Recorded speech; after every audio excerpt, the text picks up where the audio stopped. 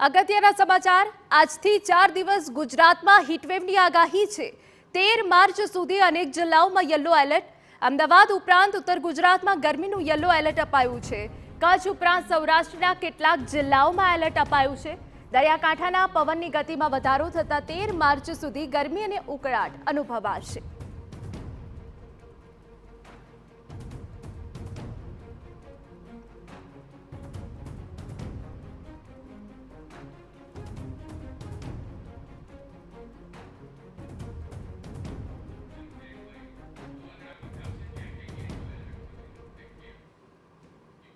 तो 4 દિવસ સુધી ગુજરાતમાં હીટવેવની આગાહી કરાઈ છે। ત્યારે કયા કયા જિલ્લામાં યલો એલર્ટ છે અમે આપને વિસ્તારથી બતાવી દઈએ।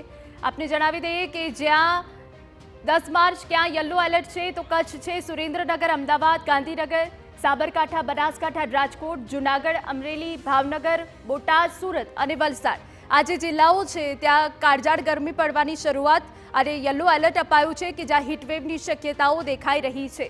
આપણે જણાવી દઈએ કે કચ્છમાં પણ આ પહેલા પણ હીટવેવની આગાહી કરાઈ હતી અને ફરી એક વખત હીટવેવની આગાહી છે।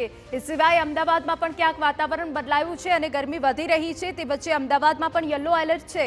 અને આપણે જણાવી દઈએ કે જ્યાં દક્ષિણ ગુજરાતના જે જિલ્લાઓ છે ત્યાં પણ હીટવેવની આગાહી કરાઈ છે, જેમાં સુરત અને વલસાડ છે। રાજકોટમાં પણ ગરમીનો પારો ઊંચકાયો છે અને યલો એલર્ટ અપાયું છે કે રાજકોટમાં પણ હવે હીટવેવ પડી શકે છે, જેથી લોકોએ હવે સાવધાની રાખવાની શરૂઆત કરી દીધી છે, સાવધાની રાખવાની જરૂર છે। આ સિવાય જૂનાગઢ, અમરેલી, ભાવનગર અને બોટાદમાં પણ હીટવેવની આગાહી છે। સુરેન્દ્રનગરમાં પણ હીટવેવની આગાહી કરવામાં આવી છે, યલો એલર્ટ આપવામાં આવ્યું છે અને આટલા જિલ્લાઓમાં ગરમી ભારે પડી શકે છે, જેથી લોકોએ સાવધાની રાખવાની જરૂર છે।